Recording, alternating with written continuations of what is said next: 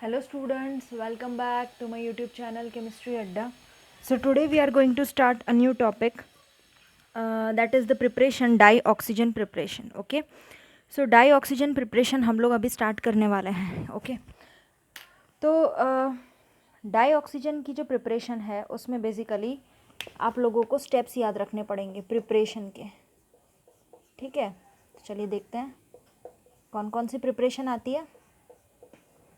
तो प्रिपरेशन करना है हम लोगों को. सबसे पहले डाईऑक्सीजन को जब हम प्रिपेयर करते हैं लेबोरेटरी के अंदर तो उसके कुछ अलग अलग वेज होते हैं, प्रिपेयर करने के स्टेप्स होते हैं. क्लियर? उन स्टेप को आज हम देखेंगे. तो सबसे पहला स्टेप जो होता है वो होता है that is by heating oxygen containing salts. हम क्या करेंगे, ऑक्सीजन कंटेनिंग सॉल्ट्स जिसमें कि ऑक्सीजन प्रेजेंट हो, ऐसे सॉल्ट्स को हम लेंगे. ठीक है, जैसे कि हम क्लोरेट्स ले लेते हैं, नाइट्रेट्स ले सकते हैं, पर मैग्नेट्स ले सकते हैं. ओके, तो चलिए हम लोगों ने क्या लिया, सपोज करो कि हम लोगों ने KClO3 ये ले लिया. क्या ले लिया? KClO3. ओके, तो ये आपका एक टाइप से क्लोरेट के फॉर्मेशन में दे के रखा है. ये क्लोरेट्स भी आप ले सकते हो, नाइट्रेट भी आप ले सकते हो, और पर मैग्नेट KMnO4 में भी आप ले सकते हो, NO2 NO3 भी ले सकते हो. क्लियर? तो ये आपने ले लिया क्लोरेट फॉर्म में. उसको आपको हीट कराना है. हीट करवाते हैं हम लोग इन प्रेजेंस ऑफ MnO2. ओके, है ना. ये हम इसको हीट करवाएंगे तो ये जो आपका है वो टूट जाएगा, डिकम्पोज हो जाएगा बाइफरगेट में. तो जैसे KCl हो गया प्लस O2. ओके, अब आपको पता है ये डाईऑक्सीजन की ही प्रिपरेशन है, ये बात तो क्लियर है ना. तो ये आपका टूट गया KCl.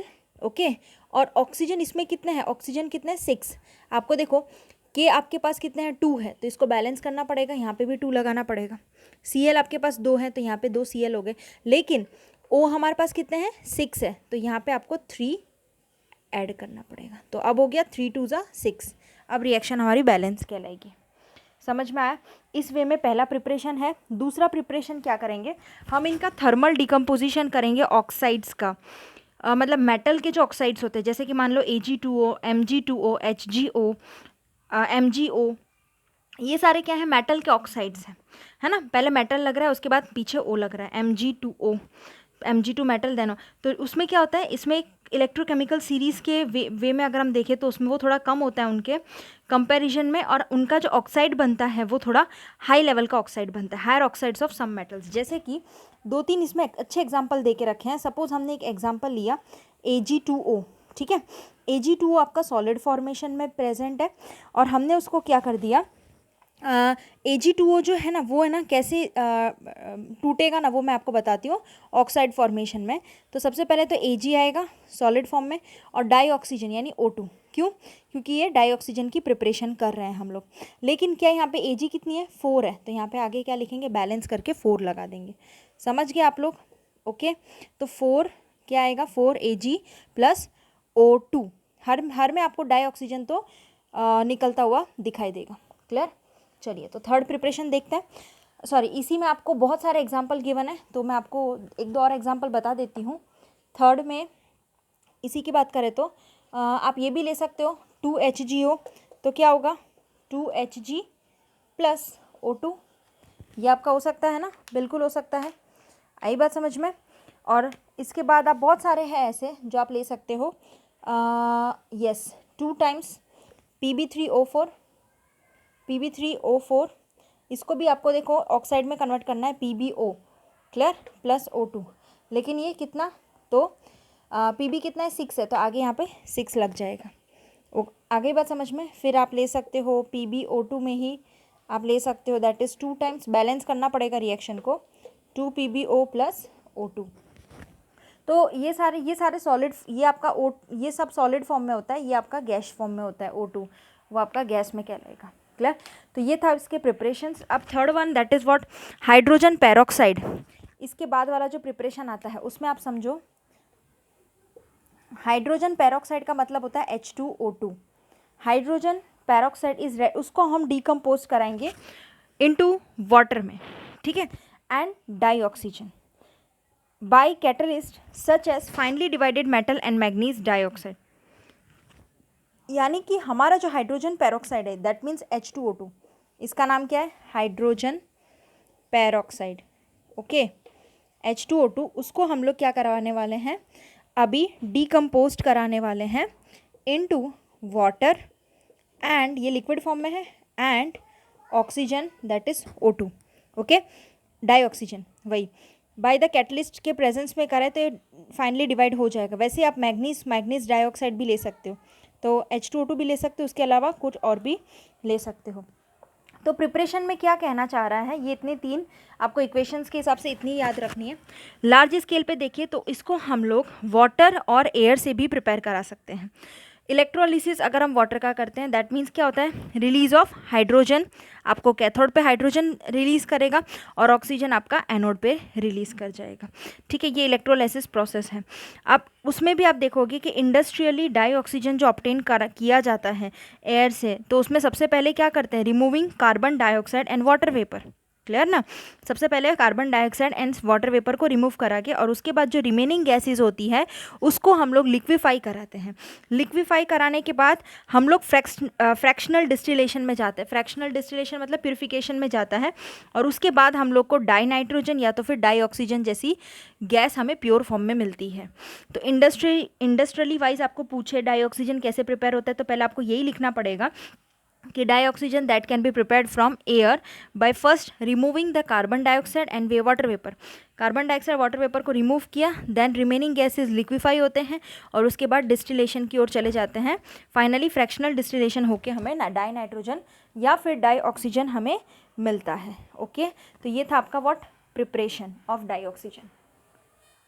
So the next one is what? Properties.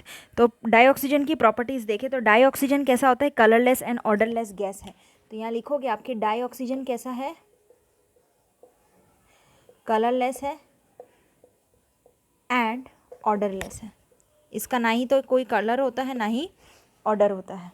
Okay, और ये वाटर में सॉल्यूबल होता है। दैट मीन्स कितने एक्सटेंट तक सॉल्यूबल होगा? 3.08, याद रखना 3.08 centimetre cube in 100 centimetre cube. 100 centimetre cube water होगा तो इतना आपका सोल्यूबल हो जाएगा। ठीक है, 298 kelvin temperature which is just sufficient for the vital support of marine and aquatic life. यानी कि इतना तो सफिशिएंट है, जो पानी में रहने वाले एक्वेटिक लाइफ्स हैं, जो पानी के अंदर रहते हैं हमारे मराइन एक्वेटिक लाइफ, उन लोगों के लिए क्या सफिशिएंट है कि हम डाइऑक्सीजन उनको ऑक्सीजन मिलने के लिए, समझ में आ रहा है, ताकि वो वाटर में सोल्यूबल है। तो वाटर जो है वाटर में जो सोल्यूबल होगा that is what 3.08 centimetre cube in 100 centimetre cube में। तो उस एक्वेटिक लाइफ के लिए उतना इनफ है, आप ये कह सकते हो। और यहाँ पे ये जो हमारी डाइऑक्सीजन गैस है वो कहाँ पे लिक्विफाई होगी? 90 केल्विन पे तो लिक्विफाई हो जाती है। तो यहाँ पे आपको लिखने का कि 90 केल्विन पे तो क्या होती है? लिक्विफाइज। 19 केल्विन पे लिक्विफाइज हो जाती है और 55 केल्विन पे फ्रीज़ होती है। ठीक है, 55 केल्विन पे क्या होती है? फ्रीज़ हो जाती है।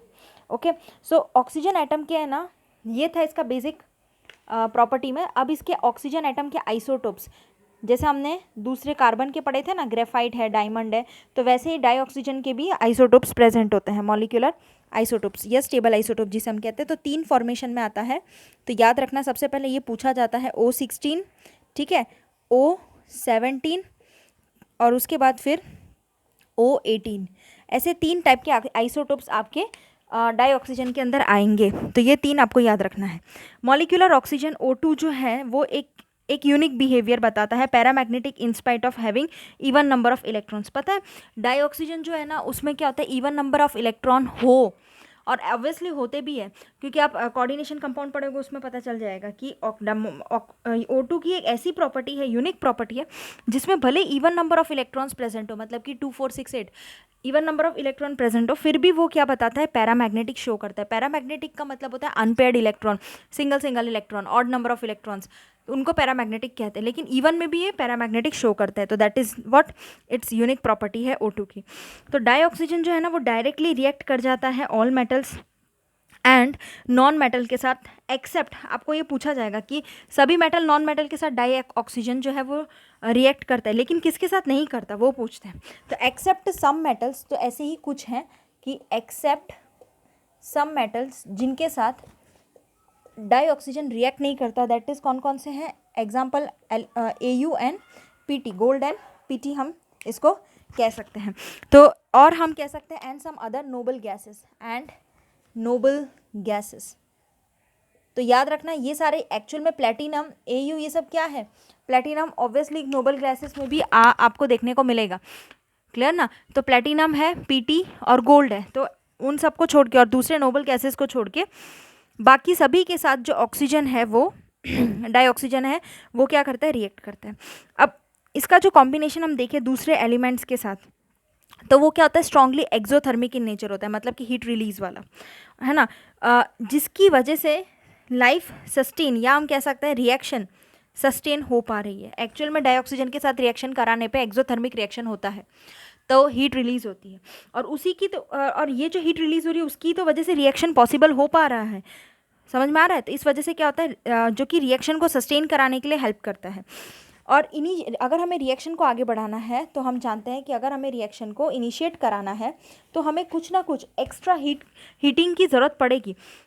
अब एक्स्ट्रा हीटिंग की ज़रूरत पड़ेगी, क्यों पड़ेगी एक्स्ट्रा हीटिंग की ज़रूरत, बिकॉज हमें बॉन्ड डिसोसिएशन एंथैल्पी जो होती है ऑक्सीजन ऑक्सीजन की, याद रखना, bond dissociation enthalpy, BDE, bond dissociation enthalpy जो होती है किसकी, ऑक्सीजन ऑक्सीजन की, वो क्या होती है, double bond is high, oxygen oxygen double bond is high, मतलब कि इसको तोड़ने के लिए आपको बहुत ज़्यादा एनर्जी की ज़रूरत पड़ती है, बहुत ही ज़्यादा, energy is more, okay, high या कह सकते हो जो भी बोलो।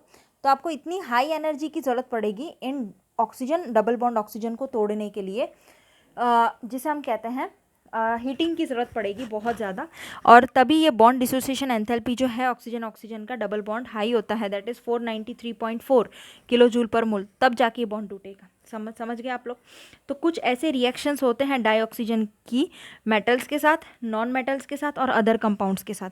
तो चलिए हम देखते हैं कि ऐसी कौन कौन सी रिएक्शंस हैं metal, non metals and and other compounds जो बोला है उसमें भी हम देख लेते हैं कौन कौन से के किस किस के साथ रिएक्शन दे पाता है डाइऑक्सीजन। तो चलिए देखते हैं। सो आप देखोगे सबसे पहला रिएक्शन आपको देखने को मिलेगा, दैट इज़ आपको है ना कैल्शियम के साथ पहला रिएक्शन करवाना है। आप इसके कैल्शियम के साथ O2 का रिएक्शन कराओगे तो आपको कैल्शियम ऑक्साइड मिल जाएगा, ओके। वैसे ही आप लोग जानते हो कि आपको एल्यूमिनियम के साथ O2 का रिएक्शन करवाना है तो एल्यूमिनियम डाइऑक्साइड मिल जाता है Al2O3, क्लियर। तो यही है वो चीज़, फॉस्फोरस के साथ रिएक्शन कराओ तो आपका आ जाएगा दैट इज़ व्हाट, P4O10, ये बन जाता है। कार्बन के साथ ऑक्सीजन का रिएक्शन कराओ तो क्या बनता है, कार्बन डाइऑक्साइड। फिर उसके बाद जिंक के साथ आप लोग उसका रिएक्शन, जिंक सल्फाइड के साथ रिएक्शन करा दो ऑक्सीजन का तो क्या बनेगा, जिंक ऑक्साइड, मतलब zinc oxide plus 2 times SO2, clear. तो ये सब क्या है, ये सब अलग अलग रिएक्शंस हैं जो कि आपको देखने को मिलते हैं। ये पहला रिएक्शन हुआ, ये दूसरा रिएक्शन हुआ, ये थर्ड रिएक्शन हुआ, बुक में गिवन है आप देख लेना, फोर्थ, एंड देन ये फिफ्थ। तो ये सारे आपके क्या है, रिएक्शंस है, बेसिक रिएक्शंस है जिसके साथ कुछ मेटल नॉन मेटल्स हैं जिनके साथ रिएक्शन होती है। फिर मीथेन के साथ भी होती है, that is 2O2 CH4 plus 2O2 that gives what, CO2 plus 2 times water. तो CO2 देता है और 2 टाइम वाटर निकाल दो तो यहाँ से आपका आ जाएगा। तो ये भी एक रिएक्शन है जो कि क्या होगा, डाइऑक्सीजन। आपको इतनी रिएक्शन याद कर ही लेनी है बिकॉज ये सारे डाइऑक्सीजन के साथ रिएक्शन है, क्लियर। अब देखो और कुछ ऐसे रिएक्शंस होते हैं जिनमें आपको कैटेलाइज्ड की ज़रूरत पड़ती है और उन रिएक्शन को हम कहते हैं कैटेलिटिकली ऑक्सीडाइज्ड, क्लियर। तो देखो ऐसे होते हैं सम कंपाउंड्स, या हम कह सकते हैं कुछ ऐसे कंपाउंड्स प्रेजेंट होते हैं जिनको हमें कैटलिस्ट की ज़रूरत पड़ती है रिएक्शन को आगे बढ़ाने के लिए, और उनमें कंपलसरी कैटलिस्ट आता है। तो उसमें उसके अलग एग्जांपल है, आप लोग ये देखना। तो सम कंपाउंड्स आर कैटेलिटिकली ऑक्सीडाइज्ड। उनको अगर हम कैटलाइज नहीं देते तो ऑक्सीडेशन नहीं हो पाता उनका। तो जैसे कि पहला है 2 times SO2 plus O2 in presence of catalyst V2O5। तो V2O5 के प्रेजेंस में रिएक्शन देते हैं तो क्या होता है, 2SO3 बन जाएगा, क्लियर हो गया। ये बात समझ में आ गई आप लोगों को? तो ये आपका पहला रिएक्शन है जिसमें आप समझ सकते हो कि आप लोग SO2 को O2 के साथ रिएक्ट कराओगे with in presence of what, V2O5 as an catalyst. समझ गए? तब जाके ये रिएक्शन पॉसिबल होगी। तो ऐसे भी कुछ रिएक्शंस होते हैं जिनमें आपको कैटलिस्ट की ज़रूरत पड़ती है, तो ये वही रिएक्शंस हैं। और उसके बाद 4 टाइम्स HCl प्लस O2, और इसमें आपको CuCl2 कैटलिस्ट की ज़रूरत पड़ेगी, CuCl2 की ज़रूरत पड़ेगी, तब जाके ये Cl2 chlorine gas and 2 times water में प्रेजेंट होगा। समझ गए? तो ये था आपका, क्या था, ये आपका प्रिपरेशन का हिस्सा ही था जिसमें आपको डाइऑक्सीजन में इतने आपको रिएक्शंस लर्न करने हैं। अब इसके थोड़े यूजेस देख लेते हैं हम लोग कि यूजेस में क्या आएगा। सो चलिए इसके यूजेस देख लेते हैं। सबसे पहले इसका यूजेस में आएगा, चलो तो सबसे पहले यूजेस में आएगा, देखो अगर हम इसका इम्पोर्टेंस देखें तो ऑक्सीजन है, तो in addition to its importance in the normal respiration, आपको पता है कि आप ऑक्सीजन के बिना आप लोग, क्या हम लोग ज़िंदा रह सकते हैं या आप लोग कोई भी? तो पहला तो क्या है, रेस्पिरेशन, तो इसका मेन इंपॉर्टेंस है नॉर्मल रेस्पिरेशन में। कंबशन प्रोसेसेस में कंबशन रिएक्शन होती है, उसमें भी तो क्या होता है आप लोग को पता है, कंबशन रिएक्शन जब भी होती है उसमें भी आप लोग को ऑक्सीजन की ज़रूरत पड़ती है। और कंबशन रिएक्शन क्या था, पीछे हमने देखा था, क्लियर, CH4 वाला plus O2 that give CO2 plus water, that is what combustion.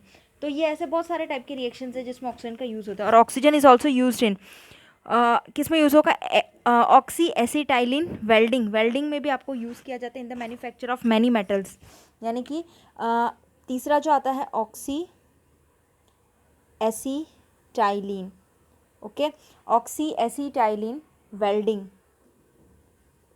मतलब कि इन लोगों हमें इनका यूज़ कराना पड़ता है, इनमें यूज़ करेंगे, दैट मीन्स किसके मैन्युफैक्चर में, तो मेटल्स हैं, नॉन मेटल्स हैं, और पर्टिकुलरली स्टील है, तो आपको लिखने का कि मेटल्स हैं, स्टील्स हैं, इन सब में भी ऑक्सीजन का यूज़ किया जाता है।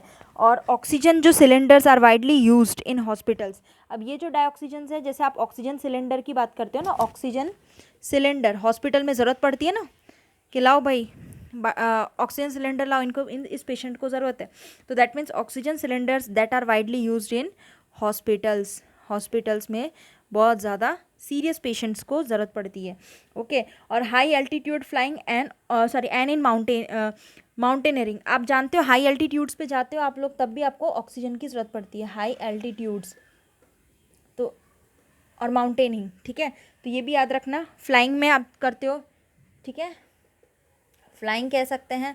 और नेक्स्ट एग्जांपल है आपको माउंटेनरिंग, ओके, ये भी एक अच्छा है। तो इन सभी में आपको क्या, ऑक्सीजन की ज़रूरत पड़ेगी। कंबशन ऑफ फ्यूल्स, यस, सबसे अच्छा है पेट्रोल डीजल, द कंबशन, उनको पर हम कंबशन कराने के बाद यूज़ करते हैं। Combustion of the fuels, for example जैसे इसमें आप देख सकते हो कि हाइड्रोजीन है, लिक्विड ऑक्सीजन, एक्चुअल में क्या है कि आपको कंपाउंड में भी बहुत सारे आपको देखने को मिलेंगे। तो सबसे पहला जो आता है that is what, hydrazine in liquid oxygen. तो फर्स्ट इज़ व्हाट, हाइड्रोजीन का फॉर्मूला होता है NH2, ओके, जिसमें नाइट्रोजन कंटेनिंग ग्रुप प्रेजेंट होता है। तो हाइड्रोजीन इन लिक्विड ऑक्सीजन, तो हाइड्रोजन बनाने में भी लिक्विड ऑक्सीजन का यूज़ किया जाता है। दूसरा जो है प्रोवाइड्स ट्रिमेंडस थ्रस्ट इन रॉकेट्स, आप जो रॉकेट्स यूज़ करते हो उसमें भी क्या होता है, थ्रस्ट आती है ना पीछे, ओके। तो रॉकेट्स में भी क्या होता है कि हमें डाइऑक्सीजन का यूज़ देखने को मिलता है, क्लियर। तो ये इसके इतने सारे यूजेस थे जो आप लोग को 1 बाय 1 अच्छे से पढ़ लेना है। अब इसके बाद इसके 2 इंटेक्स क्वेश्चंस हैं, वो हम लोग करते हैं 7.16 एंड 7.17। तो चलिए देख लेते हैं इंटेक्स क्वेश्चन। यस, तो सबसे पहले इंटेक्स क्वेश्चन हम देखते हैं। 7.16 में क्या बोला है कि which of the following does not react with oxygen directly, तो कौन सा ऑक्सीजन के साथ डायरेक्टली रिएक्ट नहीं करता। तो देखो सबसे पहले इसमें 4-5 आपको दे के रखे हैं, जिंक है, टाइटेनियम है, प्लेटिनम है और आयरन Fe है। तो आपको पता है कि प्लेटिनम जो है वही रिएक्ट नहीं करेगा, क्योंकि प्लेटिनम जो है वो क्या है, नोबल मेटल है। क्या है, नोबल मेटल है। नोबल मेटल होने की वजह से इतना ज़्यादा रिएक्टिव नहीं कर पाता है। और इस वजह से हम कह सकते हैं कि ये ऑक्सीजन के साथ कभी भी रिएक्ट नहीं करेगा, क्योंकि ये नोबल मेटल है, हमने अभी भी देखा था आगे प्रिपरेशंस में। उसके बाद नेक्स्ट आता है दैट इज 7.17। तो आपको ये लिखना है कंप्लीट द फॉलोइंग रिएक्शंस। तो आपको रिएक्शन देखो ऐसे ही पूछेंगे, एग्जाम में भी ऐसे ही पूछेंगे कि आपको रिएक्शन कंप्लीट करना है। तो देखो सबसे पहले तो C2H4 प्लस ऑक्सीजन दे दिया है, ओके। और ये क्या है आपका इथीन है, आपको पता है इथीन। C2H4 कैसे बनाओगे आप लोग, देखो C2 यानी 2 कार्बन, और H में कितने चाहिए, 4 चाहिए। देखो अगर यहाँ पे आप लोग सिंगल बॉन्ड रखते हो तो कितने आएंगे, हाइड्रोजन कितने आएंगे, 3, ओके। और 1 कार्बन इस वजह से, और देखो 3 और ये इसके साथ जुड़ा है, मतलब 4 हो जाएगा हाइड्रोजन। और आप जानते हो कार्बन की वैलेंसी 4 ही होती है, और उसके साथ 4 ही हाइड्रोजन लग सकते हैं, तो 3 इधर और 1 इधर, ओके है ना। तो तब जाके ये क्या होगा, 4 बनेगा। इसमें भी वैसे 3 इधर और 1 इधर ये वाले कार्बन का, तो ये क्या बन सकता है, 4 बन सकता है। लेकिन यहाँ पे तो फिर तो ऐसे देखेंगे तो 6 हो जाएंगे ना हमारे पास हाइड्रोजन। तो आप लोग को क्या करना है, 2 ही कार्बन बनाने हैं, लेकिन C2H4 4 होने चाहिए। तो 4 के लिए आप लोग क्या करोगे, इथीन बना दोगे, डबल बॉन्ड यहाँ लगा दोगे। तो H2 मतलब कि ये 2 हाइड्रोजन इधर और 2 इधर, मतलब 4 हो गए, 2 इधर 2 इसके साथ ये वाले इधर इधर होगा ना, तो दैट इज़ व्हाट 4 कंप्लीट हो गए। तो कार्बन की वैलेंसी भी कंप्लीट हो गई है। तो C2H4 मतलब ये आपका कौन सा मॉलिक्यूल था, इथीन मॉलिक्यूल, ओके। आप जानते हो ना वो वाला टेबल याद करो, methane, ethane, propane, butane, hexane, heptane, वो जो हमने पढ़ा था, पेंटेन। तो ये सर इन सब टेबल में आपको पता है कि 3 टाइप के एल्केन्स होते हैं। एक तो एल्केन यानी सिंगल बॉन्ड होता है, एल्कीन मतलब डबल बॉन्ड होता है, एल्काइन मतलब ट्रिपल बॉन्ड होता है। तो आपको है ना जिस हिसाब से आपको ज़रूरत हो कंपाउंड के अंदर हाइड्रोजन की, जैसे मान लो कि अल्काइन मैंने लगा दिया, कार्बन कार्बन के बीच में ट्रिपल बॉन्ड लगा दिया, तो यहाँ पे एक ही हाइड्रोजन आएगा, क्योंकि 3 तो यहाँ पे ऑलरेडी है ही, तो 1 हाइड्रोजन, मतलब 4 ही, हमें कैसे भी करके 4 ही हाइड्रोजन लाना होता है, ओके। तो आपको इस वे में आपको हाइड्रोजन्स अरेंज करने होंगे। सो ये पहला आपका कौन सा बन गया, देखो 2 कार्बन वाला इथीन बना है, डबल बॉन्ड मतलब इथीन, सिंगल बॉन्ड मतलब ethane, alkane, okay. Double bond मतलब एल्कीन, एल्कीन में कोई भी हो सकता है, इथीन, ओके। और ट्रिपल बॉन्ड में आपका आएगा, अगर यही 2 कार्बन होते और ट्रिपल बॉन्ड प्रेजेंट का कंपाउंड दिया होता हमारे पास, तो हम बोलते हैं उसको इथाइन, एल्काइन, ओके। तो ये था आपका रिएक्शन में आपको बोला है कंप्लीट करने के लिए। तो क्या करोगे, हमारे पास तो एक ही ऑप्शन है कि 1 कार्बन इधर से उठा लो, 1 इधर से उठाए, और 2 O2, क्योंकि CO2 बन गया, ठीक है। CO2 बना दिया हम लोगों ने, CO2, ठीक है। और एक रास्ता ये, अब जो बाकी बचा वो लिख दो।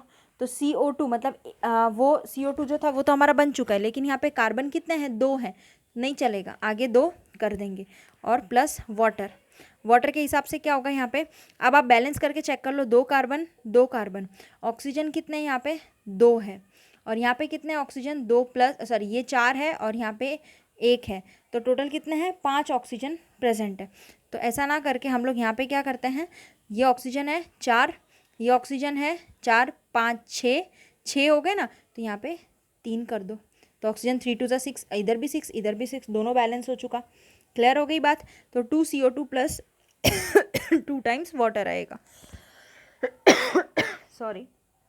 अब इसके बाद नेक्स्ट रिएक्शन आप देखोगे तो उसमें आपको पता चलेगा 4 एल्यूमिनियम दे के रखा है, 4 एल्यूमिनियम प्लस 3 O2, ये रिएक्शन है 4 एल्यूमिनियम प्लस 3 O2। तो आप लोग को क्या मिलेगा, 2 टाइम्स Al2O3। आपको मैंने बताया था अभी रिएक्शन करवाया भी था एल्यूमिनियम के साथ, तो ओ डाइऑक्सीजन के साथ रिएक्ट कराएगा तो aluminium dioxide that is Al2O3 मिलेगा। इसको हम लोग क्या बोलते हैं, एल्यूमिना, क्या बोलते हैं इसको, एल्यूमिना बोलते हैं, ओके। सो यहाँ पे हम लोग का डाइऑक्सीजन वाला टॉपिक पूरा कंप्लीट हो जाता है। हम लोग नेक्स्ट टाइम सल्फ़र के बारे में बात करने वाले हैं। सो इस वीडियो के लिए यहीं तक टिल रखेंगे। आप लोग को कोई भी प्रॉब्लम हो इस वीडियो रिगार्डिंग तो आप लोग मुझसे पूछ सकते हो। Thank you so much students.